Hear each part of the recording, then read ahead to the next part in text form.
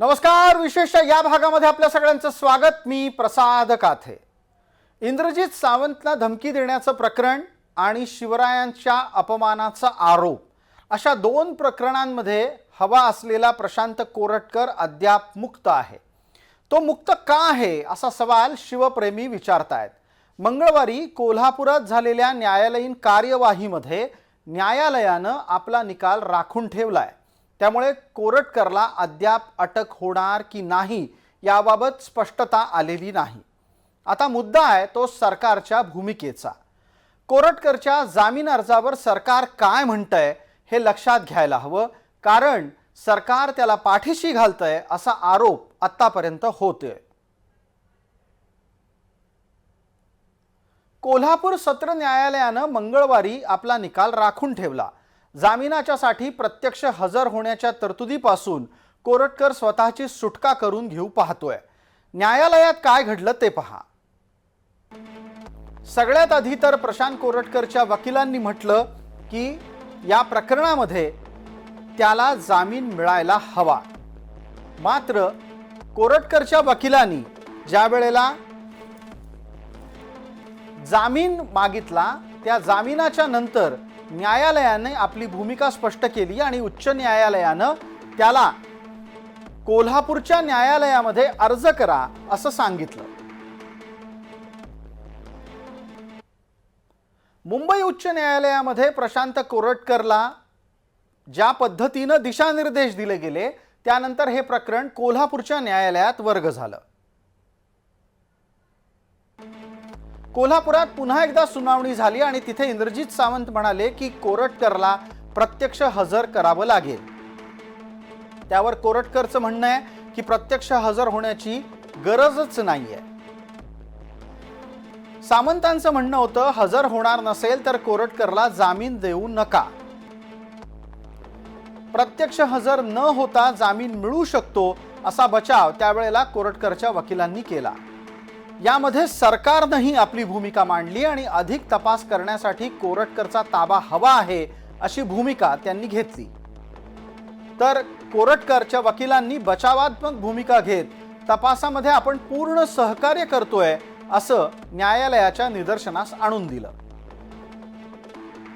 कोरटकरची अधिक चौकशी करायची आहे असं सरकारनं न्यायालयाला सांगितल्याच्या नंतर कोरटकरच्या वकिलांनी सांगितलं की जो मोबाईल अर्थात धमकी देण्याच्यासाठी वापरला गेलेला मोबाईल आहे तो कथित मोबाईल हा जमा करण्यात आलेला आहे, तपास यंत्रणांना देण्यात आलाय.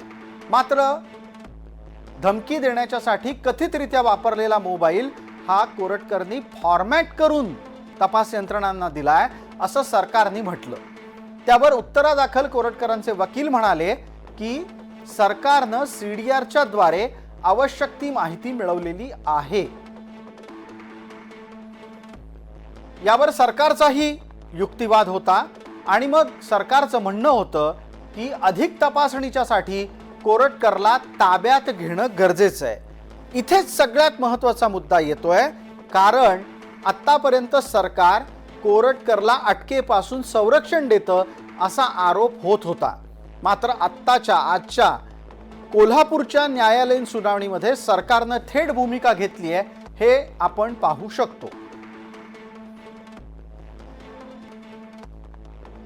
कोरटकरच्या वकिलांनी सरकारी भूमिकेला विरोध केला आणि हवी ती माहिती मिळाली असल्यानं अटक गरजेची नाही असं न्यायालयाला सांगितलं.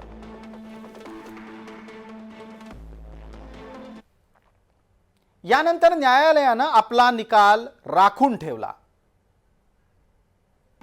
कोल्हापुरात झालेल्या सुनावणीमध्ये न्यायालयानं सर्व बाजू ऐकून घेतल्या आणि म्हटलं की निकाल 12 मार्च रोजी म्हणजेच बुधवारी देण्यात येईल.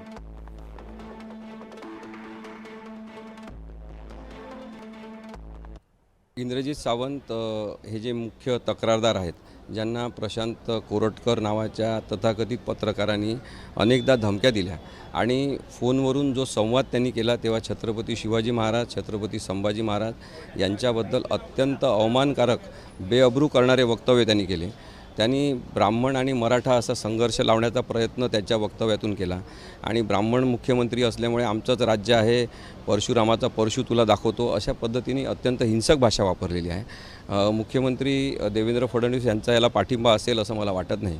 न्यायालयामध्ये कोल्हापूरच्या जी सुनावणी आहे त्याच्यामध्ये मी ऑनलाईन हजर होणार आहे इंद्रजित सावंत यांच्यातर्फे, आणि आम्हाला अशी अपेक्षा आहे की संपूर्णपणे बेकायदेशीर वागणाऱ्या प्रशांत कोरटकर याला जामीन मिळणार नाही, त्याला अटकेपासून संरक्षण मिळणार नाही आणि लवकरच पोलीस त्याला अटक करतील. प्रशांत कोरटकरचं भवितव्य सध्या तरी अधांतरी आहे. बुधवारी या प्रकरणी न्यायालय आपला निकाल देईलच, पण तोपर्यंत सरकार त्याला वाचवतंय हा होणारा आरोप गळून पडलाय.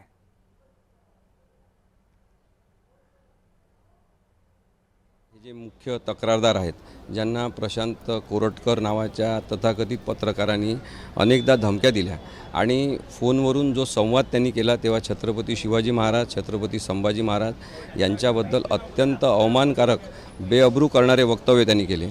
त्यांनी ब्राह्मण आणि मराठा असा संघर्ष लावण्याचा प्रयत्न त्याच्या वक्तव्यातून केला आणि ब्राह्मण मुख्यमंत्री असल्यामुळे आमचंच राज्य आहे, परशुरामाचा परशु तुला दाखवतो, अशा पद्धतीने अत्यंत हिंसक भाषा वापरलेली आहे. मुख्यमंत्री देवेंद्र फडणवीस यांचा याला पाठिंबा असेल असं मला वाटत नाही. न्यायालयामध्ये कोल्हापूरच्या जी सुनावणी आहे त्याच्यामध्ये मी ऑनलाईन हजर होणार आहे इंद्रजित सावंत यांच्यातर्फे, आणि आम्हाला अशी अपेक्षा आहे की संपूर्णपणे बेकायदेशीर वागणाऱ्या प्रशांत कोरटकर याला जामीन मिळणार नाही, त्याला अटकेपासून संरक्षण मिळणार नाही आणि लवकरच पोलीस त्याला अटक करतील.